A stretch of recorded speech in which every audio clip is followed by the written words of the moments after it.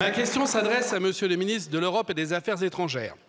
Monsieur le ministre, une enquête de France 24 a mis en lumière l'utilisation de munitions pour fusils de chasse provenant de la société franco-italienne Shedit lors de manifestations en Iran visant à réprimer les manifestants par la force. Or, l'Iran, comme vous le savez, est sous embargo. L'enquête trouve ses sources dans des forums de chasseurs iraniens qui photographient eux-mêmes régulièrement leurs munitions, également utilisées par les forces de l'ordre iraniennes et les soldats qui en font usage sur les manifestants, provoquant de graves blessures visibles sur de très nombreuses vidéos.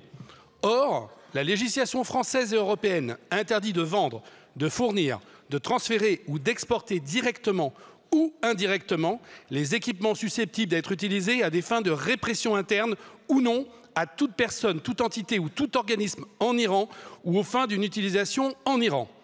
Des questions ont été posées directement à la société Shedit, qui a déjà été la cible de critiques identiques dans le dossier birman.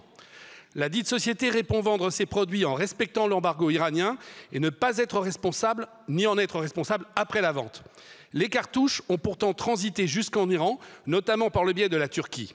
Il se trouve que la société Shedit vend ses cartouches à une société turque du nom de Yavaskalar, qui est le plus gros fournisseur de cartouches de l'Iran.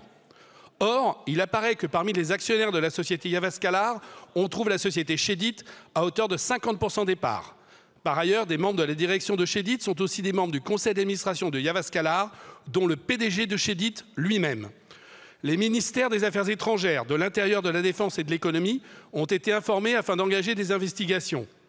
En décembre 2022, les investigations étaient en cours sur un possible détournement de matériel exporté en violation des règles européennes. Monsieur le ministre, pouvez-vous nous dire, s'il vous plaît, où en est cette enquête, nous en communiquer les résultats et nous indiquer quelles mesures ont été prises ou bien sont sur le point de l'être afin de faire cesser ces agissements de la part de la société Shedit et de restaurer ainsi un embargo efficace contre les ventes d'armes à l'Iran. Monsieur le député.